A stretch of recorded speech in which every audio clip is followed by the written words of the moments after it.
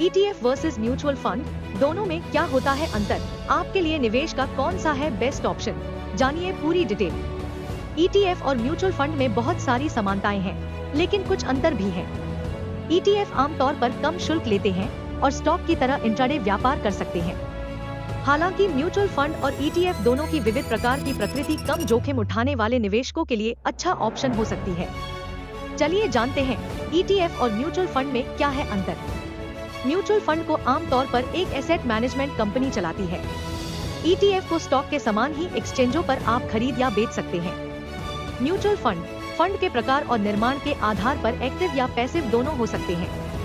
Mutual fund एक पेशेवर रूप से प्रबंधित निवेश योजना है, जो आमतौर पर एक एसेट मैनेजमेंट कंपनी द्वारा चलाई जाती है, जो लोगों के पैसे को स्टॉक, बॉन्ड और अन्य प्रतिभूतियों में निवेश करती है। Exchange traded fund, ETF, mutual fund और स्टॉक की विशेषताओं का एक संयोजन है। जैसे आप शेयर बाजार में स्टॉक को ट्रेड करते हैं, वैसे ही आप ईटीएफ में भी ट्रेड कर सकते हैं।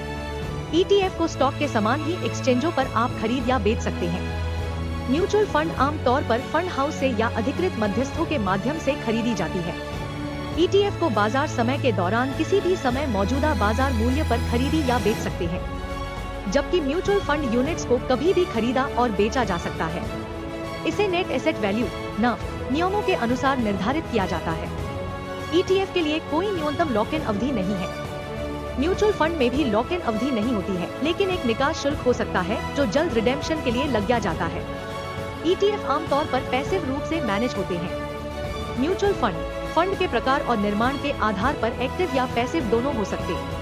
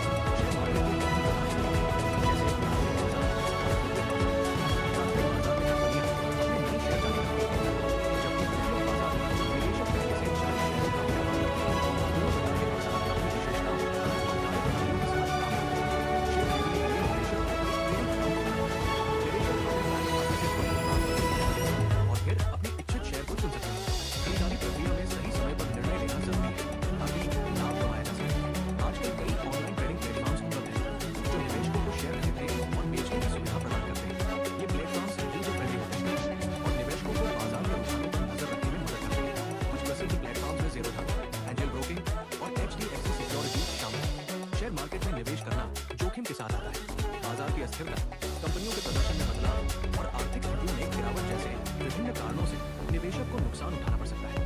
इसलिए समझदारी से निवेश करना और अपनी रिस्क प्रोफाइल के अनुरूप शेयर चुनना आवश्यक है। शेयर मार्केट एक महत्वपूर्ण आर्थिक प्लेटफॉर्म है जो निवेशकों और कंपनियों दोनों के लिए लाभकारी है। सही जानकारी और समझदारी के साथ निवेश करने से